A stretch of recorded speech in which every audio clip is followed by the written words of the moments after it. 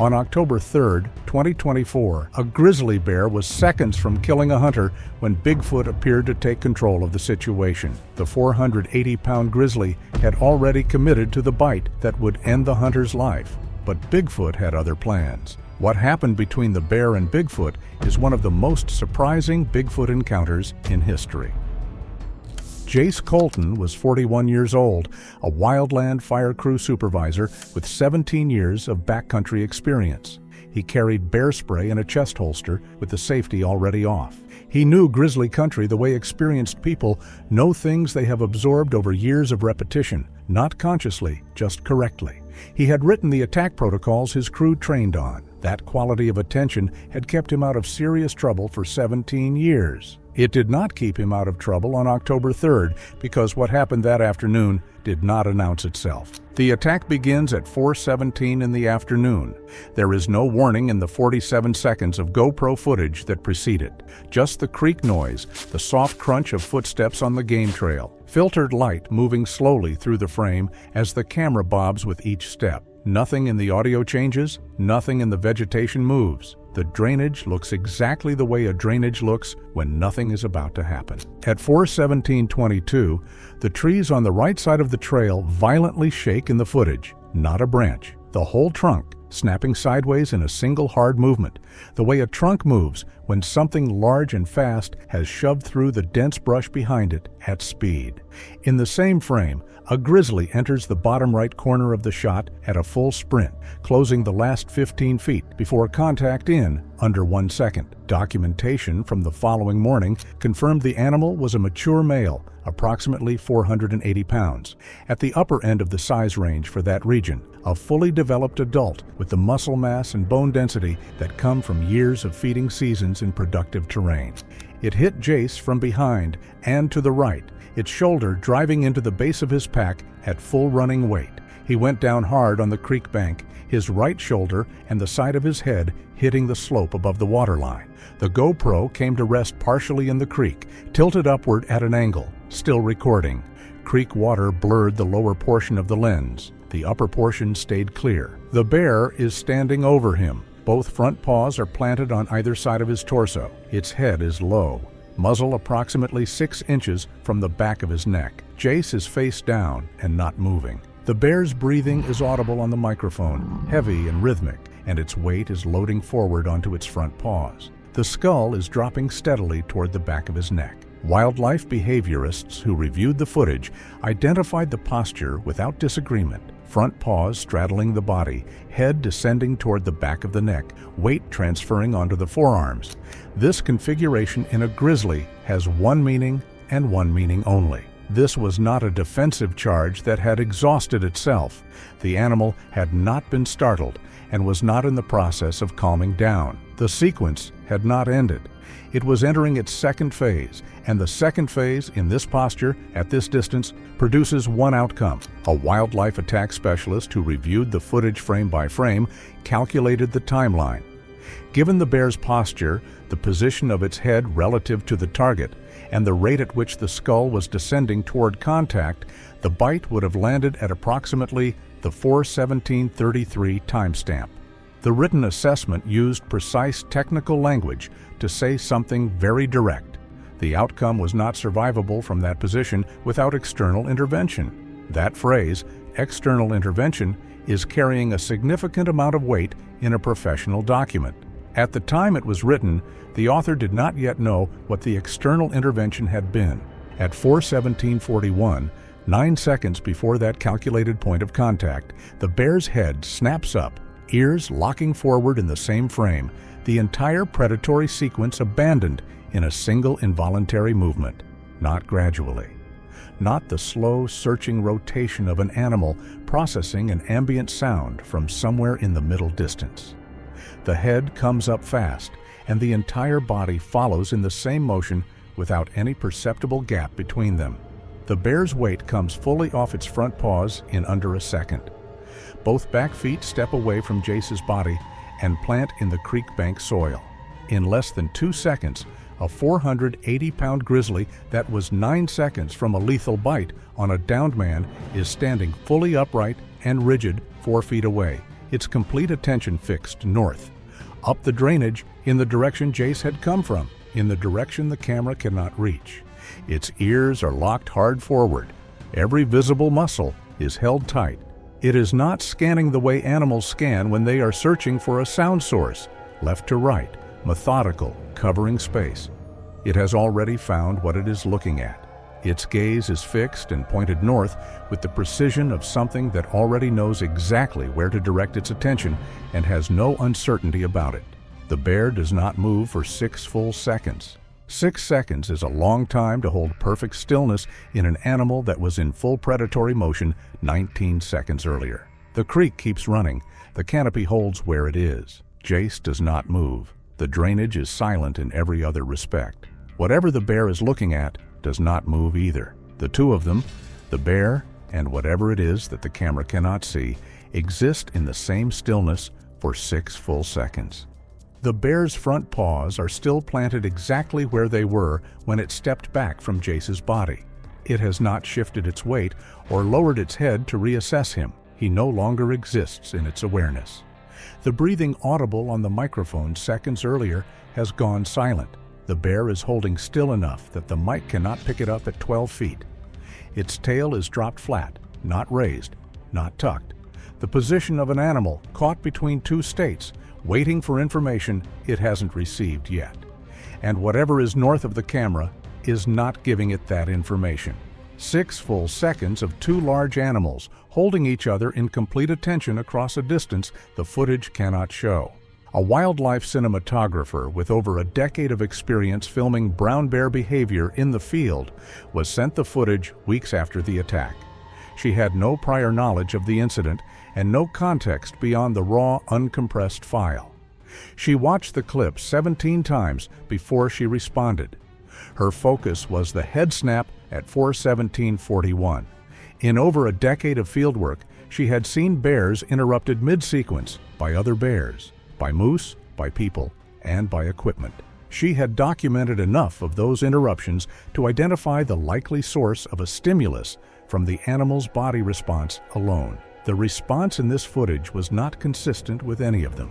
The speed and totality of the behavioral reversal, the snap, the step back, the full body lock, all in one continuous motion, indicated that whatever the bear detected had already closed to within a distance the bear found completely untenable, and that it was larger than the bear had expected to find in that drainage. She wrote that phrase twice, once in the body of her initial response, and once more in a follow-up note 20 minutes later. Larger than the bear expected.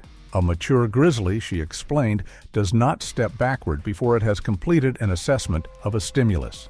The backward step in this footage occurs in the same frame as the head snap. The feet are already moving rearward while the eyes are still finding their target. That sequence means the information bypassed deliberate processing entirely. The body was already retreating before any conscious evaluation had taken place. That is involuntary. She had one behavioral framework for that kind of involuntary retreat in a large predator. The response brown bears produce when they unexpectedly encounter something significantly larger than themselves at very close range in dense cover. She had documented it once in the field, years earlier, when a large male encountered a considerably larger male at close quarters in brush. The body language in that encounter was almost identical to what the GoPro recorded in that drainage. The critical difference was that in that earlier incident, the larger animal was visible in the frame. In this footage, whatever produced the response is not visible. It is north of the camera, in the section of the drainage the lens cannot reach, and the bear is looking directly at it. At 4:17:47, the bear takes one final step back, turns its body, and leaves. Not at a run, at a fast, controlled walk that carries its full weight forward with no hesitation and no glance back. It re-enters the tree line on the right side of the drainage. The footage records 23 more seconds of empty trail after it disappears. Jace does not move during any of those 23 seconds. The creek does not change. Whatever was in that drainage is no longer visible in the frame, and the frame offers no record of where it went. Jace was conscious throughout. The impact had not knocked him out.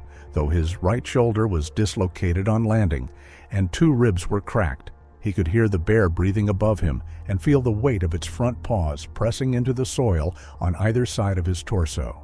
He was face down, hands laced behind his neck, not moving, following the only protocol that gave him any realistic chance. Stay completely still, present no signal that reads as ongoing threat, and wait for the animal to reclassify him as neutralized rather than active prey.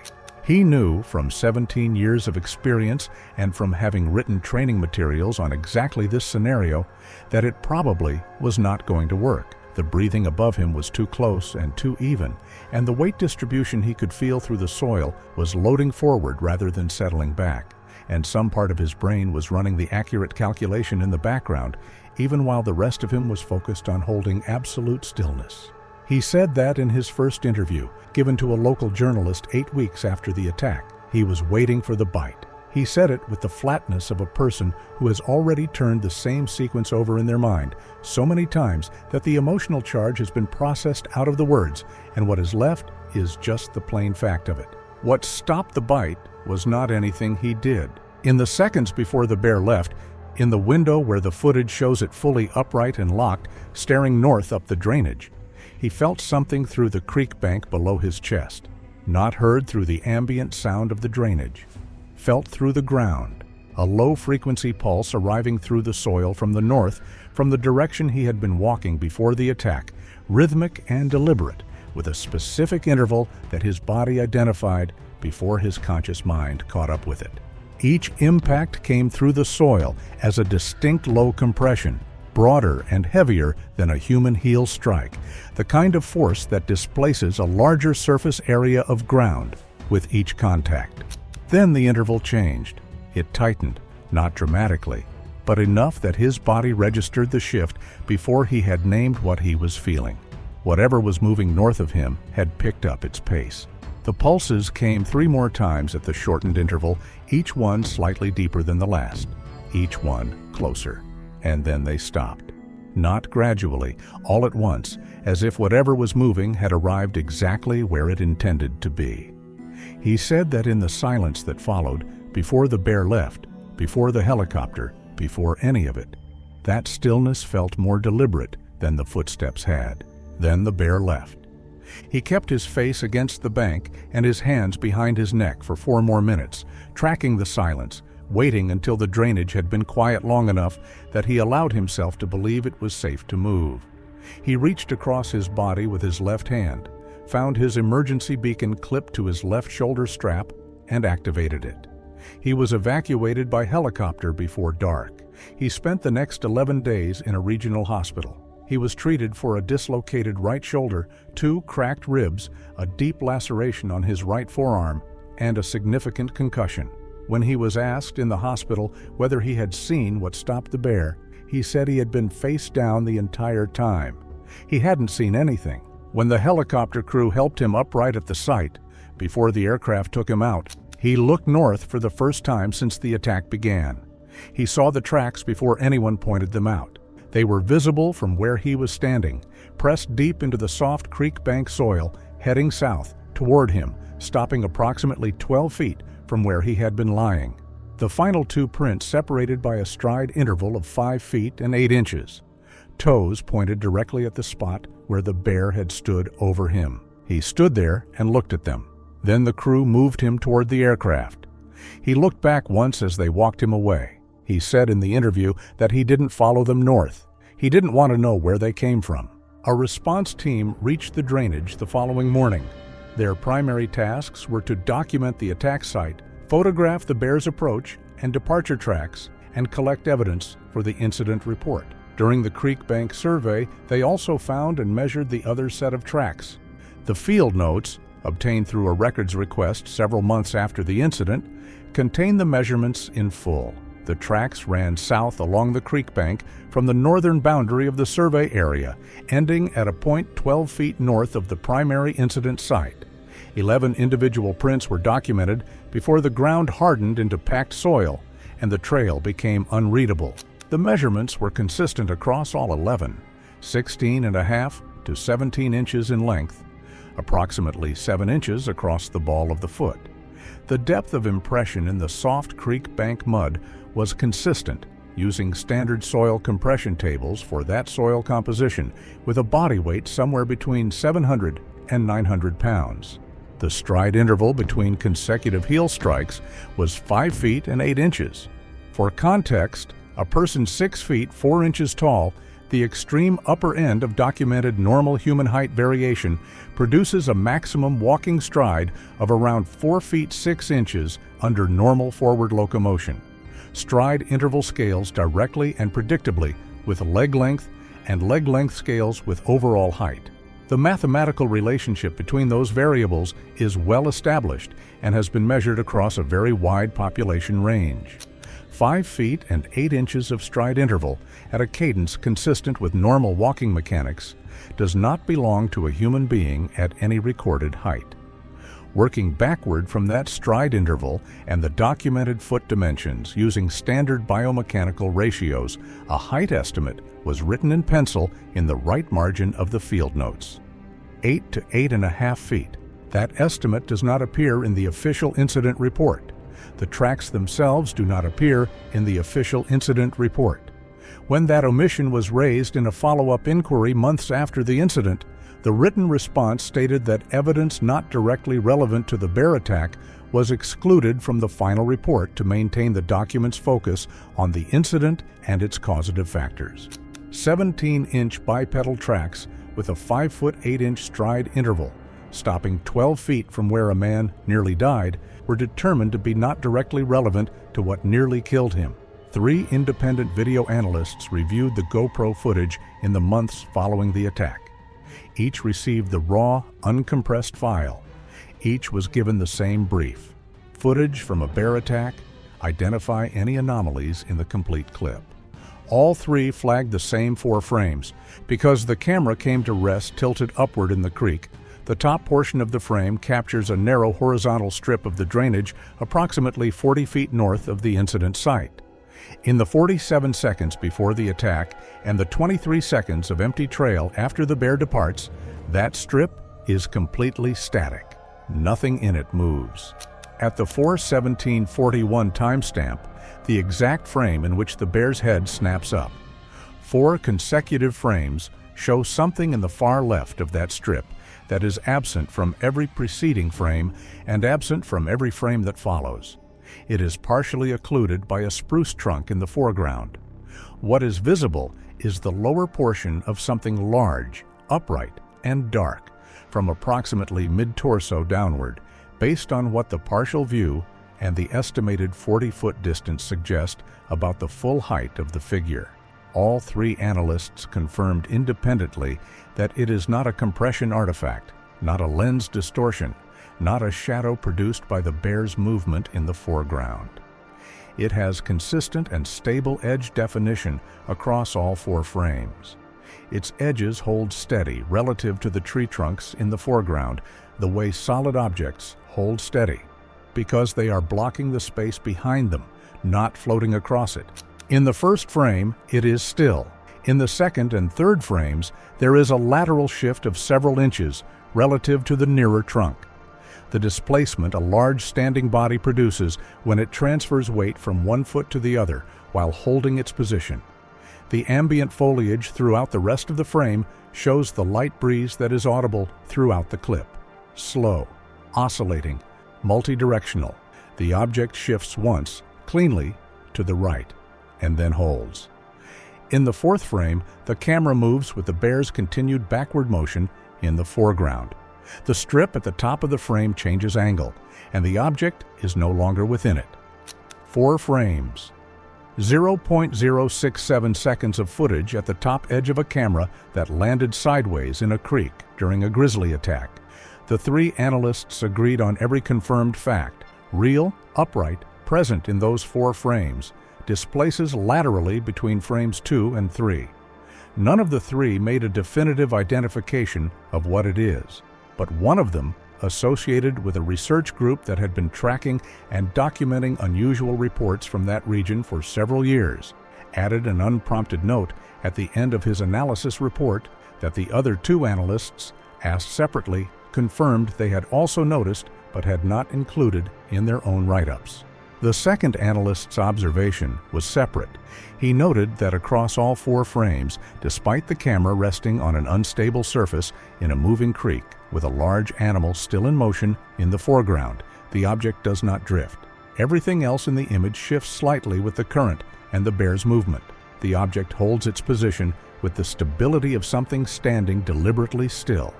He wrote that the stillness was, in its own way, the most significant detail in those 4 frames. Whatever is partially visible, there is not passing through. It arrived at that position and stopped, and it does not move except for that single lateral weight shift between frames 2 and 3.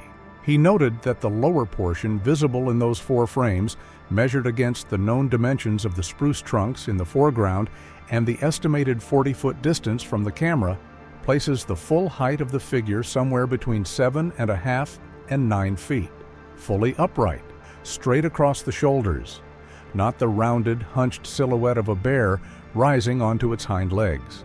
A profile that is immediately recognizable and distinct, the posture of something that stands upright not as an exceptional effort, but as its ordinary default way of moving through terrain.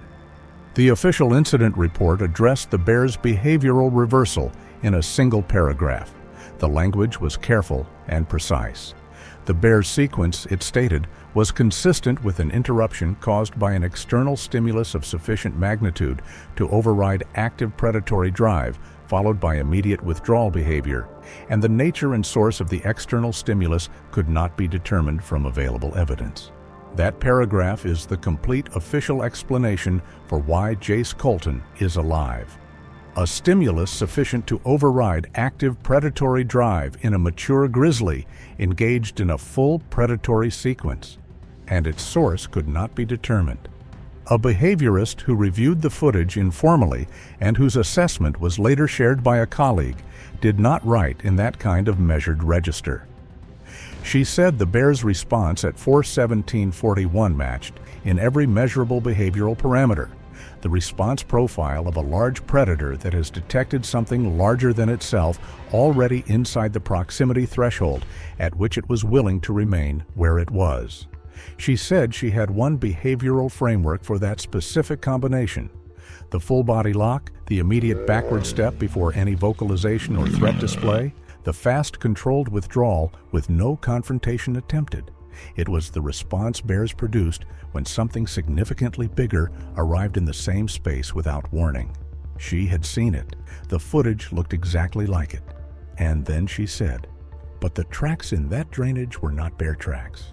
Near the end of the interview, Jace mentioned something in passing, with the careful hesitation of a person who has been sitting with a detail for weeks and is still not quite sure it belongs in a conversation. When the helicopter crew was walking him away from the site and he looked back at the tracks one final time, he noticed something he had not caught when he first saw them. The prints heading south toward him were progressively deeper with each stride, consistent with something accelerating, closing distance at building speed as it moved down the drainage toward the sound of the attack. But the final 2 prints were shallower than the 3 prints before them. Not deeper, shallower. Whatever had been accelerating toward the site had deliberately slowed in the last few strides. The soil recorded that deceleration with the same precision it had recorded everything else. It had not charged in. It had come fast, and then, in the final seconds before it arrived at 12 feet from a man lying on the ground, made a decision about how to complete the approach. Chose, in some specific and deliberate way, to arrive quietly. Jace said that detail occupies his thinking more than anything else about October 3rd. Not the dimensions of the tracks, not the footage, not the bear walking away without a sound. The choosing. Whatever was in that drainage had modulated its own approach in the final strides, had made an active, considered decision about how to come in, and the evidence of that decision is pressed into the surface of the creek bank in 2 shallow prints that the response team photographed, measured, and then excluded from every official document that came after. He said he does not have a framework for it. He looked for one and did not find it. At a certain point, he said, "You stop looking for the framework and you hold the thing as it is." 2 shallow prints, 12 feet from the place where a man was waiting to die. Toes pointed south. The drainage is empty in both directions. The creek is still running exactly the way it has been running all afternoon. The GoPro's battery held for another 4 minutes after the last frame of the evacuation. In that time, it recorded the empty drainage from its position in the creek, the same trail, the same tree line, the same light in the canopy, moving slowly toward evening. The camera's motion sensor did not trigger once. No movement in the tree line to the north, no sound on the microphone beyond the creek, no sign in any frame of that final stretch of footage that anything had been in that drainage at all. If you enjoyed this video, you'll definitely like this one.